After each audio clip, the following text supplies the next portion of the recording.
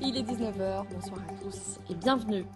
Alors que le mouvement des Gilets jaunes s'organise, nous ferons le point sur la mobilisation dans notre région. Vous entendrez aussi les réactions politiques et l'inquiétude des commerçants. Thomas Thévenoud. Au 10e jour de mobilisation des Gilets jaunes, ils s'organisent, tentent de se structurer. Après un vote sur les réseaux sociaux, 8 porte-paroles sont désignés. Regardez sur cette carte les départements d'où viennent ces porte-paroles, la Charente, la Corrèze, les Bouches-du-Rhône notamment. Et un constat qui s'impose, le Grand Est est le grand absent de cette organisation. Écoutez ces réactions. Les 8 personnes, on ne les connaît pas. Donc vu qu'on ne les connaît pas, on ne sait pas vraiment ce qu'ils vont dire. On espère que justement qu'ils vont être dans notre mouvement et qu'ils veulent parler pour nous, vraiment nos revendications, quoi. J'espère juste que ces personnes vont nous soutenir, vont être là pour nous défendre. Le pouvoir d'achat, on en a besoin. On a besoin de vivre avec nos enfants. Vous voyez, il y a des mères de famille avec leurs enfants. On a besoin de pouvoir aller acheter des jouets à nos enfants, partir en vacances. On en a marre de travailler pour rien. On trouve que l'idée est très très bien, sauf qu'il aurait dû avoir une concertation au niveau national pour vraiment faire valoir les idées de tout le monde, car c'est un mouvement qui vient quand même de l'entièreté du peuple et on aurait voulu avoir des revendications générales.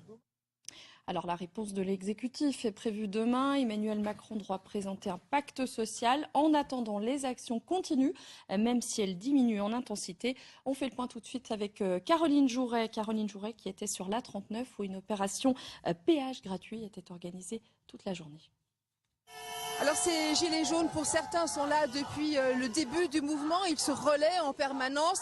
En Bourgogne, la situation est un peu plus calme que les jours précédents puisque les préfectures n'ont pas lancé d'alerte par rapport à des situations de blocage. Il y a un seul centre départemental opérationnel qui reste en activité 7 jours sur 7, 24 heures sur 24. C'est celui de la Saône-et-Loire. On va écouter l'un des gilets jaunes qui va nous expliquer ses motivations. On écoute. On est déterminés, on est nombreux. Là, on est une légion, une petite légion ici, mais il y a une grosse légion dans toute la France. Les gens sont déterminés, on ira jusqu'au bout, on va pas lâcher. C'est plus un jeu en fait. Hein. Si le président voit ça comme un jeu, il faut bien qu'il se dise que les gens ici lâcheront rien.